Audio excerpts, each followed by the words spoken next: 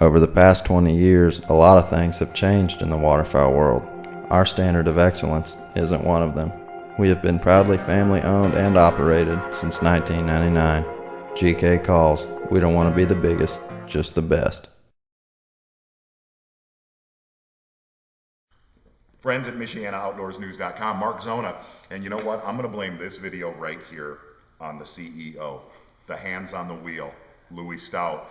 He wanted me to go through what we've been using on swim jigs the last few years, and swim jigs are one of the most powerful things on our lakes in the Midwest. When I'm up shallow, okay, when I'm up in 10 feet of water and less, whether it's fishing grass, whether it's throwing along docks, lily pads, I'm gonna throw a swim jig with a craw style trailer, okay? The reason why, number one, when a fish is up there shallow is when he's at his most active feeding literally throughout the spring, summer, and fall. When he's up shallow, he's wanting to eat, and that rage craw trailer is gonna push water, okay? It's gonna push a lot of water, yet still be subtle. Now, if they're not hitting very good is when I'll take that off and I'll go to what's called a menace.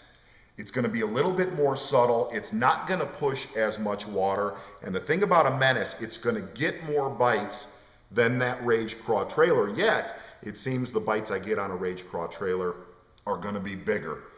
But now we're going to go into another realm of swim jig fishing.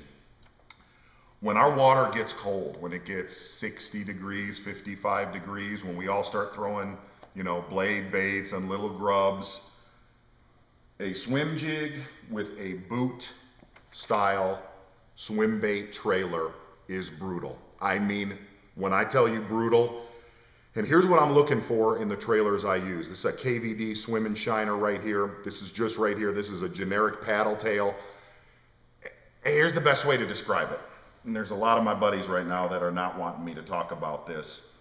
You don't fish this on heavy line. You fish this on 10 or 12 pound line, and you're gonna throw it out. And the key to the trailer, the key to that trailer is that it still kicks at a slow speed. That's kind of the love of this bait right here. That's what those big bass love. And I don't know if it's giving them a profile of a bluegill. I don't know.